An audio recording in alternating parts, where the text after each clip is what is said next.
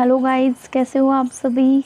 तो गाइस, आज हम बहुत ही इंटरेस्टिंग टॉपिक जो कि बहुत कॉमन है और काफ़ी लोगों को इस सवाल का जवाब नहीं मिल पाता कि अगर वो आईवीएफ कराने का सोच रही है या फिर उनको समझ में नहीं आ रहा कि आईवीएफ जो होता है उसमें कितना खर्चा आ सकता है ज़्यादा से ज़्यादा।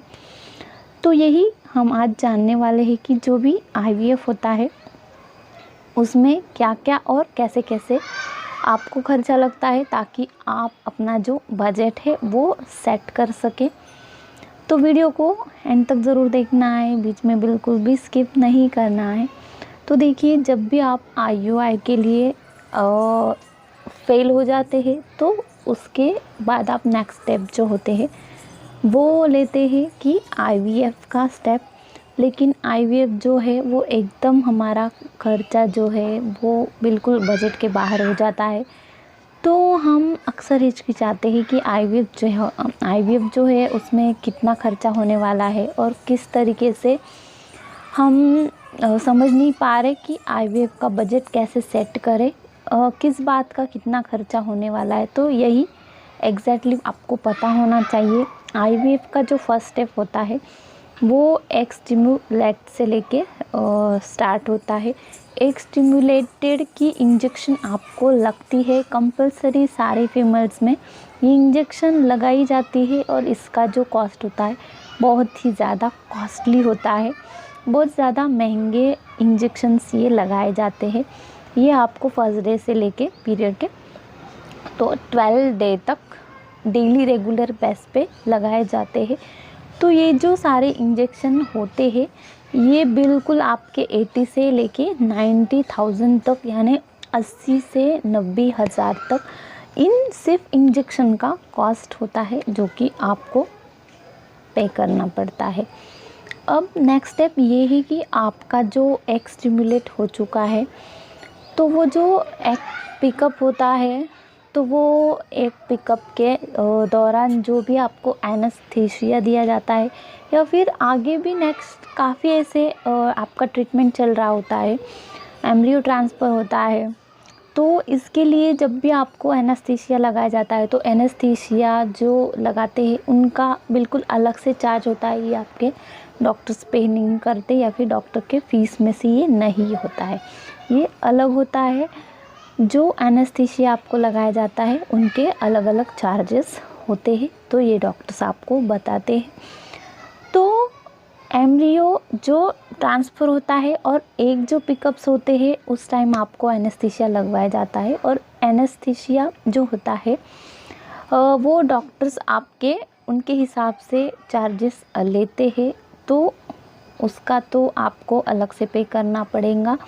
तो एक जब पिकअप होते हैं आपके तो एक पिकअप के भी बाद में जो प्रोसेस होता है वो होता है कि एम्ब्रियोलॉजिस्ट जो होता है उनके भी आपको अलग से पे करने होते हैं।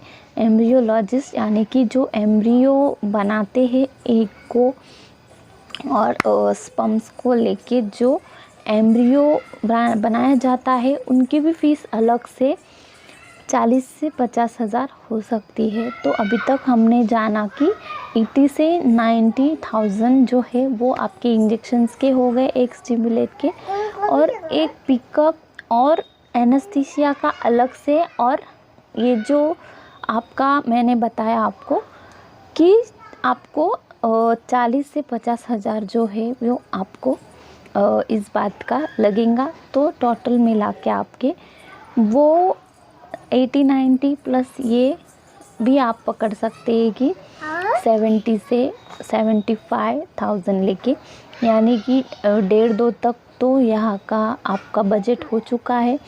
इसके बाद में जो भी एम्ब्रियोलॉजिस्ट एम्ब्रियो ट्रांसफ़र कर देते हैं उसके बाद में जो आपका मेडिसिन होता है, जो भी मंथली मेडिसिन चलता है 9 मंथ तक, या फिर जितनी भी अभी आपकी ट्रीटमेंट चल रही है मंथ की, तो वो जो मेडिसिन होता है ये भी आपका पूरा टोटली 1 से 1.5 लाख तक मेडिसिन आपको लग जाता है।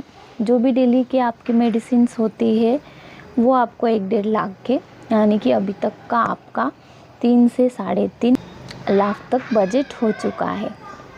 अब आगे बात आती है कि जो blood test, urine test, sugar test, thyroid, काफ़ी सारे टेस्ट होते हैं। ये भी टेस्ट के कॉस्ट आपको अलग से पे करने पड़ते हैं। मतलब कि जो लैब में हम हमारा सैंपल भेजते हैं तो वो भी आईवीएफ के दौरान हमारे जो भी टेस्ट होते हैं वो काफ़ी सारे ज़्यादा होते हैं नॉर्मल के कंपैरिजन में। तो इसीलिए ब्लड जो टेस्ट होते हैं हमारे या फिर अदर कुछ टेस्ट होते हैं उनके भी जो खर्चे होते हैं वो आपको 70 से 80,000 तक हो जाते हैं। अल्ट्रासाउंड जो होता है, अल्ट्रासाउंड भी आपका ज़्यादा से ज़्यादा आईवीएफ में कराया जाता है, क्योंकि अल्ट्रासाउंड मतलब आपको कंटिन्यूअसली अंडर ऑब्जर्वेशन आपके एम्ब्रियो को रखा जाता है। तो अल्ट्रासाउंड बहुत ज़रूरी होता है। तो कंटिन्यूअसली आपका जो अल्ट्रासाउंड होता है वो होते ही रहता है, इसलिए अल्ट्रासाउंड के भी आपको ज़्यादा से ज़्यादा चार्जेस लग सकते हैं। अब ये हो गया आपका पूरा बजट सेट की 3.5 से 4 लाख तक आपका बजट हो चुका है आईवीएफ का। लेकिन इसमें एक प्रॉब्लम होती है कि आपको अलग से आपके जो प्रॉब्लम है छोटे छोटे, अब आपको किस वजह से प्रेगनेंसी नहीं रुक रही, आपके हस्बैंड रीज़न हो सकते हैं या फिर आप खुद जो पेशेंट्स है वो रीज़न्स हो सकती है। तो इसके भी ऊपर डिपेंड करता है कि आपके हस्बैंड के जो अलग से टेस्ट होते हैं उनके मेडिसिन अलग से होते हैं या फिर आपके जो इंजेक्शंस लगवाए जाते हैं प्रोजेस्टेरॉन के आपके, तो वो फर्स्ट डे से लेके आपको ये आपके प्रॉब्लम के ऊपर डिपेंड करता है कि आपकी क्या कंडीशन है। तो किसी किसी केस में 9 मंथ तक भी आपको लग सकते हैं प्रोजेस्टेरॉन के इंजेक्शन, और इसके भी काफ़ी रेट ज़्यादा है, ये काफ़ी कॉस्टली इंजेक्शंस है। तो इसका भी आपको 9 मंथ तक बहुत ज़्यादा पे करना पड़ता है, उसका भी 60 से 70,000 तक आपको चार्ज लग जाता है।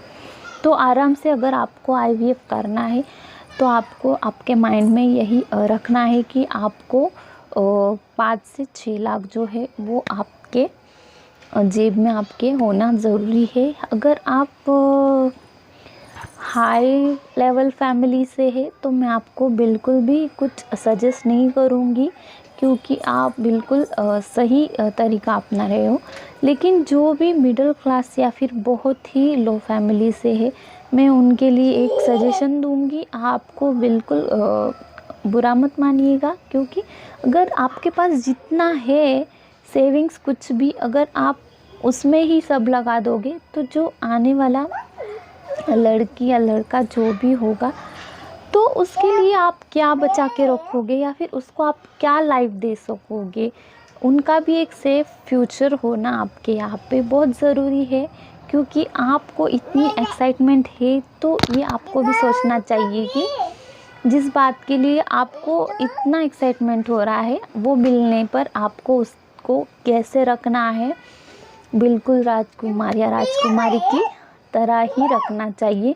ऐसे नहीं है कि आपको खुद के सेटिस्फेक्शन के लिए, खुद के सुकून के लिए आपको पूरे पैसे खर्च करके, एनर्जी खर्च करके, वो भी उसमें आपको 100% गारंटी नहीं होगी कि आप इतना खर्चा करने के बाद भी आपका सक्सेस हो जाएगा। ठीक है, ये तो बिल्कुल आपके डेस्टिनी के ऊपर डिपेंड करता है। तो इसीलिए आपको अगर बिल्कुल आप नहीं खर्चा कर सकते हैं तो इसमें आपको टेंशन लेने की कोई बात नहीं है। भगवान पे आपको भरोसा रखना है। जो भी आप भगवान का कुछ भी कर सकते, अगर आप ट्रस्ट नहीं भी करते फिर भी ठीक है, लेकिन आपको जैसे है वैसे रहना है, क्योंकि दुनिया में आप अकेले नहीं हो, बहुत सारे लोग हैं। मिलजुल के एक दूसरे को समझ के अच्छे से रहना है, आपकी और आपके वाइफ की बॉन्डिंग अच्छे से बना के रखना है। तो या फिर आप कोई बच्चा एडॉप्ट भी कर सकते हैं। अनाथ आश्रम में काफ़ी ऐसे बच्चे होते हैं जिनको कोई माँ बाप नहीं होते, तो आप उनको घर लाके आपके जो भी सेविंग्स है आप उसमें उनके साथ खुश रह सकते हैं। उनको भी माँ बाप मिल जाएंगे और आपको भी बेबी मिल जाएगा। सजेशन अच्छा लगा हो तो वीडियो लाइक ज़रूर करें, अदरवाइज़ सॉरी आपको बुरा लगा होगा तो, लेकिन मुझे लगा सो मैंने बता दिया। तो आई होप आपको आज की वीडियो अच्छी लगी कि आईवीएफ का पूरा कॉस्ट मैंने आपको बताया है कि आईवीएफ में आपको कितना खर्चा लगने वाला है। तो चलिए फिर मिलेंगे नेक्स्ट वीडियो में, तब तक के लिए जल्दी ही सब्सक्राइब कीजिएगा चैनल को, वीडियो को लाइक कीजिएगा, शेयर कीजिएगा।